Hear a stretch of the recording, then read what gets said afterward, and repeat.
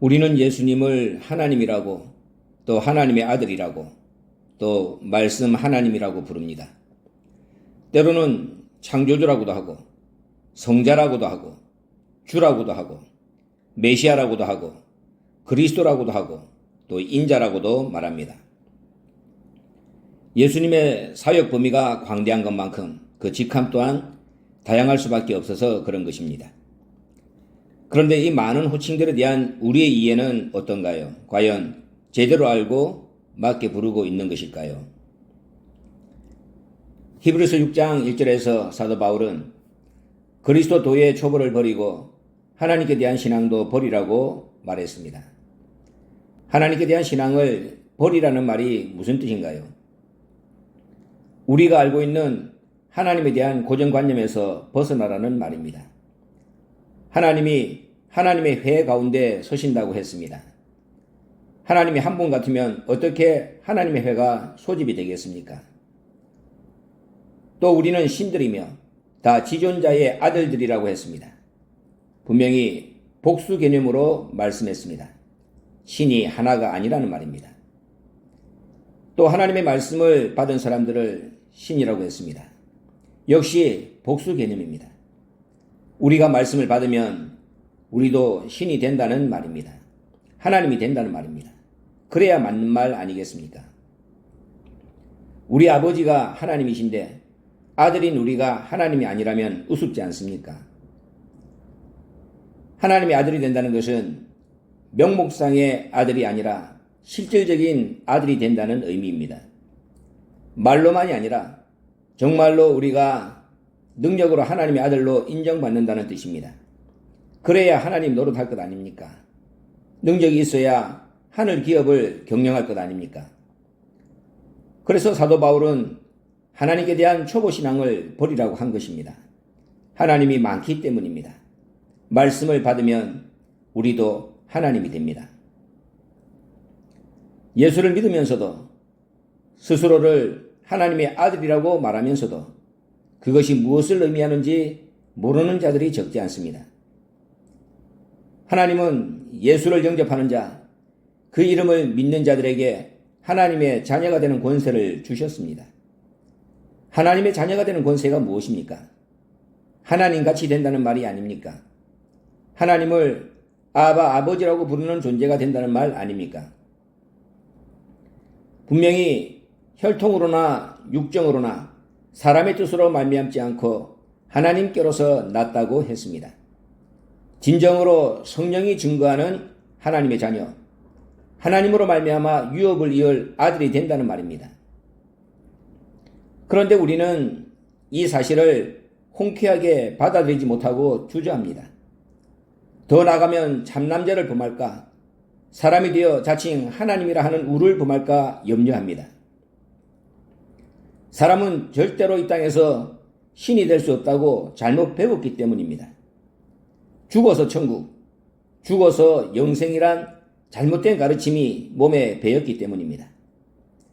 그래서 말로는 하나님의 자녀라고 큰소리치면서도 실제로는 하나님의 아들답지 않게 여전히 신이 아닌 사람으로 하나님을 욕보이고 자신에게도 실망하면서 이 땅을 살고 있는 것입니다. 소가 낳은 새끼를 송아지라 하고 말이 낳은 새끼를 망아지라고 합니다. 송아지 얼룩송아지 엄마 소도 얼룩소 엄마 닮았네. 우리가 초등학교 다닐 때 즐겨 부르던 동요 아닙니까? 송아지는 소를 닮아야 하고 그 송아지가 자라서 소가 되는 것입니다. 그런데 하나님의 자녀라고 하면서도 하나님같이 되고 또 되어야 한다는 것은 받아들이지 못하니 이보다 더한 모순이 어디 또 있겠습니까? 하나님의 형상으로 지음받았다는 말은 겉만 하나님 모양을 본떴다는 뜻이 아닙니다. 우리가 믿음의 덕을, 덕의 지식을, 지식의 절제를, 절제의 인내를, 인내의 경건을, 경건의 형제 우애를, 형제 우애의 사랑을 공급하는 모든 과정은 신의 성품에 참여하기 위함입니다. 신이 되는 훈련을 쌓고 있는 것입니다. 신이 되는 공부를 하고 있다는 말입니다.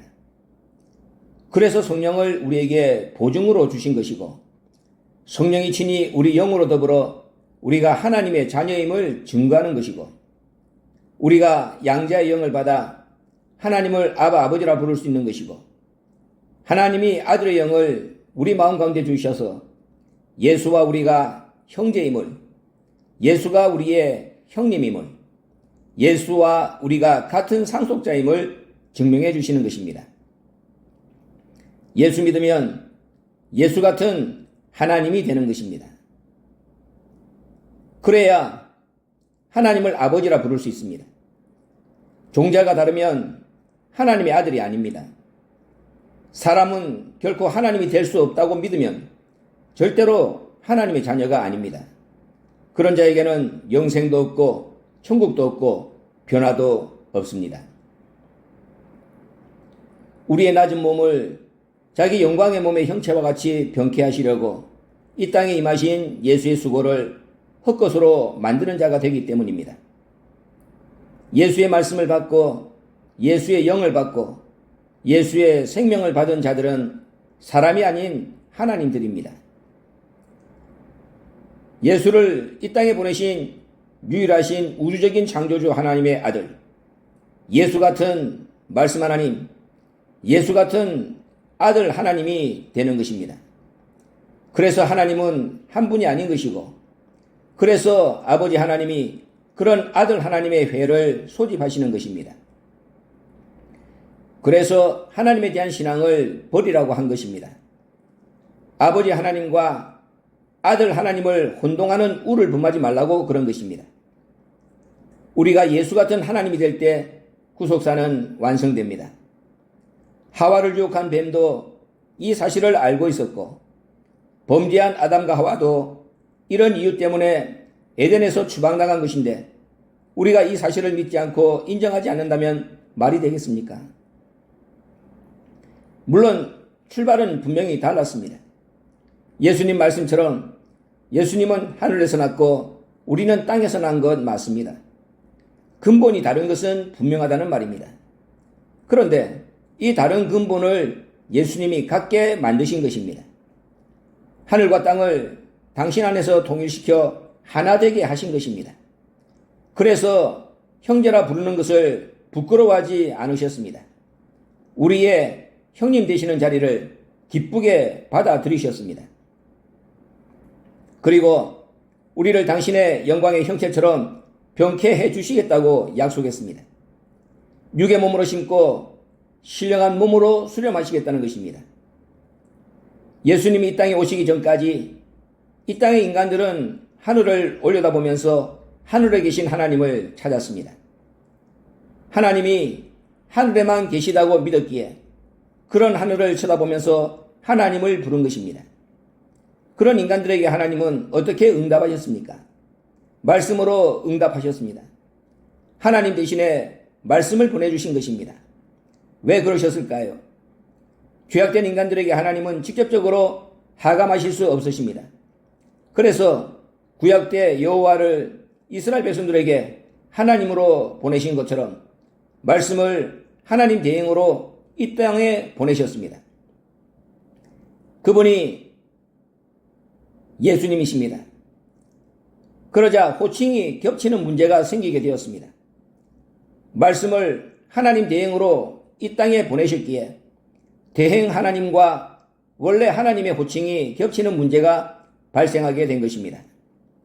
그래서 그때부터 원래 하나님을 아버지라고 부른 것입니다. 혼돈을 방지하기 위해서 또 실제로 아들을 이 땅에 보내신 아버지이시기도 하기에 아버지라는 호칭으로 불리게 된 것입니다. 하나님이 아버지로 그 명칭이 바뀌었다는 말입니다. 이런 사실을 제대로 알지 못하면 말씀과 하나님, 하나님과 아버지 관계를 오해하고 혼란에 빠지게 되는 것입니다. 예수님은 이 땅에 오셔서 한 번도 하나님을 찾지 않으셨습니다.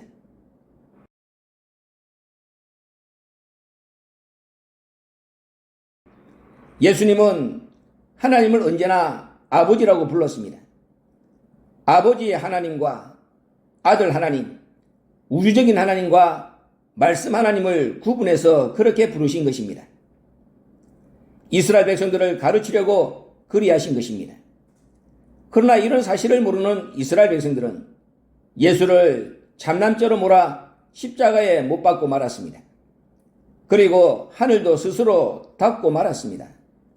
그들이 부르는 하나님은 이제 예수님이고 그분은 지금 땅에 내려와 계신데 허공에 대고 하나님을 부르며 기도했으니 무슨 응답을 받을 수 있었겠습니까? 신앙의 대상이 다른데 어떤 응답이 내려왔겠습니까? 허공만 치고 만 것입니다. 예수님의 원래는 말씀이십니다. 하나님도 아니고 아버지도 아니십니다. 그런 예수님에게 아버지 이름을 주시고 하나님 자격을 주신 것입니다. 아버지 이름을 가지고 지구에서 하나님 역할을 대행하라고 그리하신 것입니다. 결론적으로 말해서 예수님은 아버지 이름으로 오신 말씀 하나님이신 것입니다. 이것이 예수님의 존재, 예수님에 대한 이해의 전부입니다. 그래서 예수님을 하나님의 비밀이라고 하는 것입니다. 하나님이 아니었지만 하나님이 되셨고 아버지가 아니지만 아버지 역할을 대행하셨기에 비밀일 수밖에 없습니다. 이 사실을 누가 알고 누가 짐작이나 했겠습니까? 우주적인 차원에서 예수님은 하나님 아들이십니다. 그러나 지구적인 차원에서 예수님은 아버지이십니다. 아들의 이름으로는 아들 역할밖에 할 수 없지만 아버지 이름을 가지면 상황은 달라집니다. 아버지를 뒷배 삼고 아버지 이름을 앞세워 아버지 역할을 다 하실 수 있습니다. 정말로 아버지가 되는 겁니다. 그런 분이 예수님이십니다. 그래서 지구에서 예수님은 창조주도 되시고 하나님도 되시고 말씀도 되시고 하나님 아들도 되시고 아버지도 되시는 것입니다. 따라서 지구에 사는 우리가 구원받기 위해서는 이 예수만 붙잡으면 되는 것입니다. 예수 위에 분명히 아버지가 계시지만 예수에게 정권을 위임하셨기에 아버지는 아무런 간섭도 하지 않으십니다. 개입하지도 않으십니다. 아들이 하는 일이 곧 아버지의 최종 결정사항이 되는 것입니다. 적어도 우리가 지구를 벗어날 때까지는 그렇다는 말입니다. 이 땅에서 우리가 만날 하나님은 말씀 하나님이십니다. 그리고 그 말씀의 최고봉은 아들격의 말씀이 아닌 아버지격의 말씀입니다. 아버지격의 말씀으로 임하실 때 그분이 말씀 아버지가 되십니다. 재림하시는 예수님은 말씀 아버지로 임하시고 말씀 아버지로 역사하십니다. 그래서 아버지 말씀을 붙잡으라는 것입니다. 아버지 말씀을 깨달으라는 것입니다. 그래야 재림 예수를 만나기 때문입니다. 아버지 말씀을 받기 전까지는 하나님을 온전히 다 받은 것도 아니고 진정한 의인도 아닙니다. 모세의 율법은 죄를 깨닫게 하고 초림 예수의 말씀은 부활을 주지만 아버지가 주시는 이 마지막 말씀은 변화의 도입니다.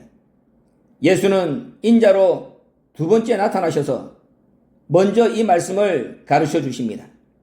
그때가 헤메라이스 기간입니다.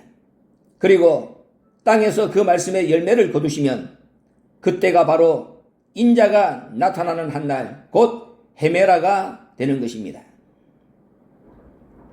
그날이 세상 끝날입니다. 주의 재림은 그렇게 이루어집니다. 나에게 변화를 주시는 이 마지막 말씀의 주인, 우리 신앙의 대상, 이제 어떻게 부르시렵니까?